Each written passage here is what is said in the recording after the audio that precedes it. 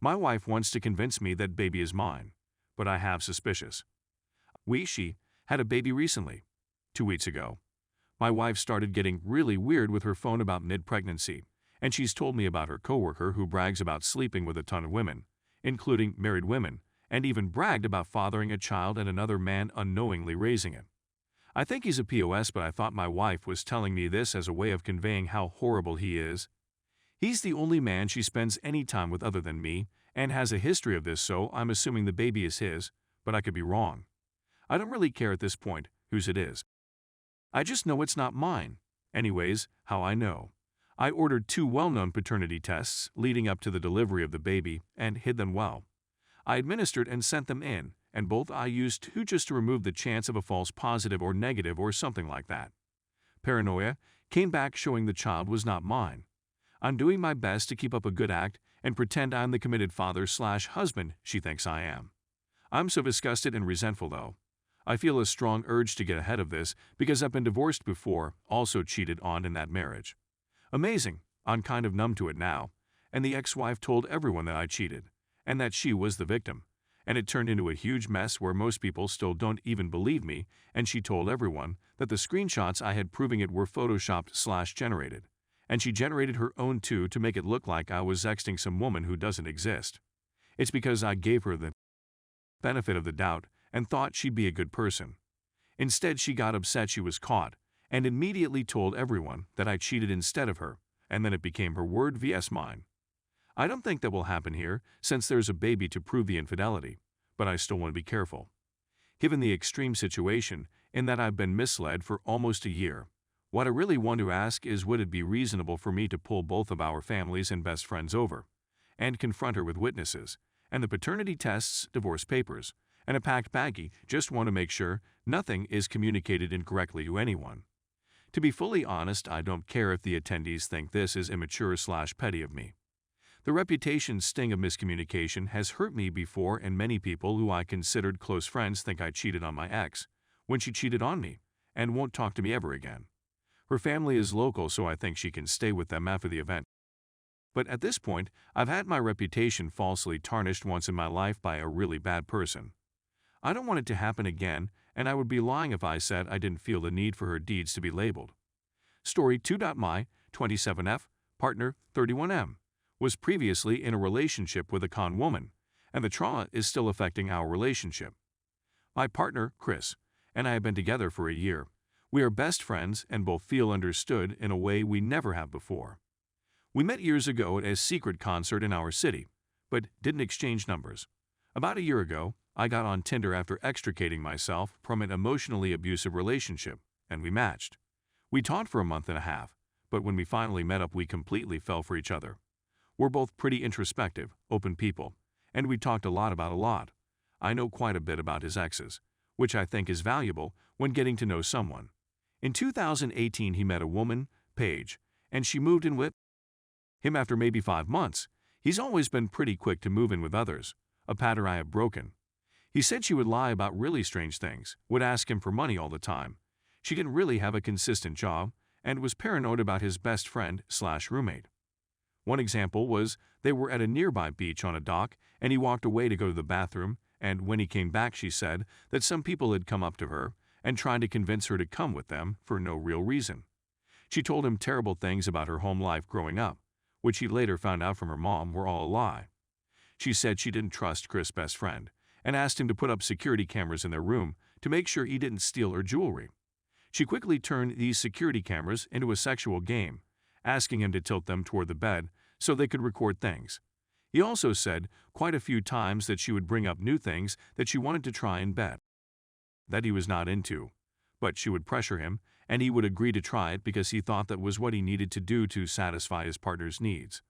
One day, after they had been together about 9 months, he was on a work trip and realized his Ring alarm kept going off during the day, and he checked to discover Paige was meeting strange men at their apartment. He had a keylogger on his personal desktop computer and did some investigating to find she had been messaging men and sending them intimate videos. He contacted her to say that she needed to be out of the apartment before she got home, and his friends showed up to help her move to make sure she was gone. He later found out that she had been taking requests from the men and sending them videos of her and Chris together, doing things they requested. Chris said the videos were of them doing sexual acts that he wasn't really into, but had agreed to do when she pressured him. He says he became obsessed with going through everything he had access to piece it all together. Her actions on his computer, their messages, videos, etc. She is a sugar baby, and he calls her a con artist. I'd known since early in our relationship when he told me that he is still recovering from that trauma. A few weeks after we became exclusive, a friend of mine who is always starting drama sent me a screenshot of his profile on Bumble asking if we were exclusive the night before she knew I had an exam. I asked her if she had messaged him, and she said, no, of course I swiped left, which was hilarious because if I was in her shoes, I would have swiped right to figure out if he was being shady, but then insisted that the fact he showed up meant that he had been active recently. I asked him about it, and he denied it. Around month 4, he had stayed the night, and in the morning we were talking in bed, and he pulled up his phone to show me something, and it opened straight to Bumble, which he quickly exited out of and opened. Insta. I got up and walked out of the room without saying anything and sat in my bathroom for a minute, processing and collecting myself. When I went back in the room, he pretended to be confused about why I was upset, and then lied and said Bumble wasn't even on his phone, that I must have seen him on something else. I told him that I knew what I saw, and him telling me that I was imaging something that really did happen was gaslighting and a form of emotional abuse.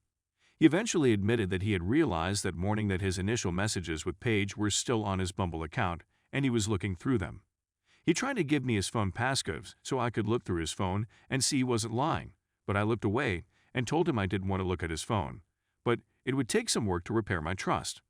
He said he would do anything I needed, and even showed me his phone as he permanently deleted his accounts on Tinder, Bumble, and Hinge, and he had paid for Tinder Platinum literally days before we met. After some long conversations, I believed him, though I was still hesitant. His phone was stolen later that month, and he hadn't backed up his stuff to the cloud in nearly a year, so he lost a lot. His friends have expressed similar sentiments toward his ex, though I have only met a few of them due to the pancake.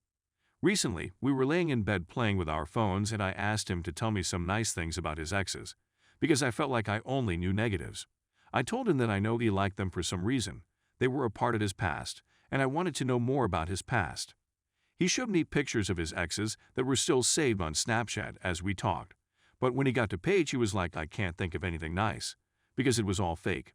But he still showed me videos in his Snap memories of her.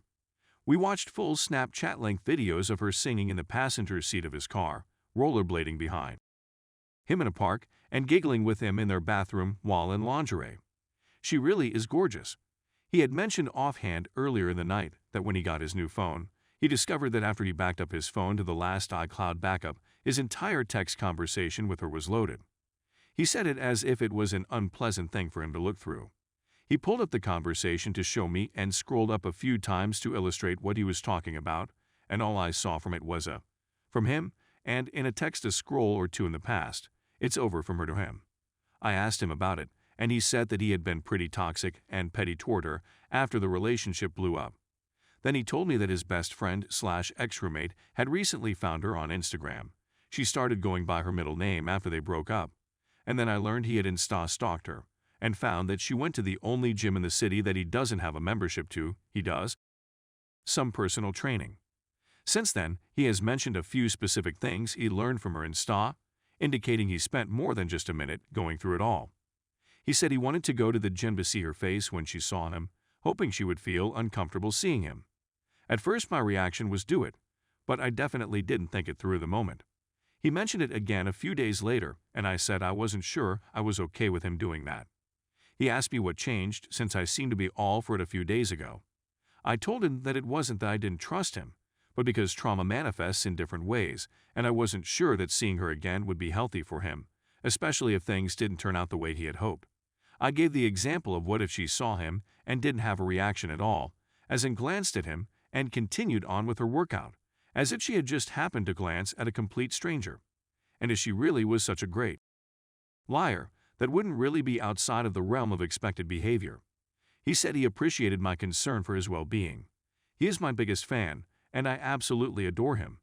I feel so lucky to have met someone as amazing as him, and I try to support him in any way I can, but the lasting effects on his emotional state from this one woman keeps rearing its ugly head.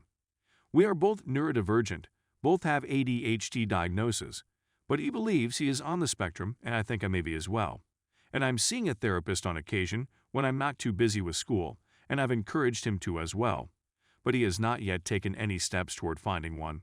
I told him before that I want to help him because the fact he is still working through this trauma is affecting our relationship. And he agrees but doesn't take any steps forward. I just don't know where to go from here. So what can I do to support my partner with his recovery from this previous trauma? I feel like she is always tainted his perception, always a subject of comparison, and I want to help him move forward. Has anyone else had similar experiences that can give insight on his healing process? Dr. Partner dated a woman previously who was sending intimate videos of the two of them to men for money, and the trauma is still having an effect on our relationship. Has anyone else had experience with this, and how can I help him?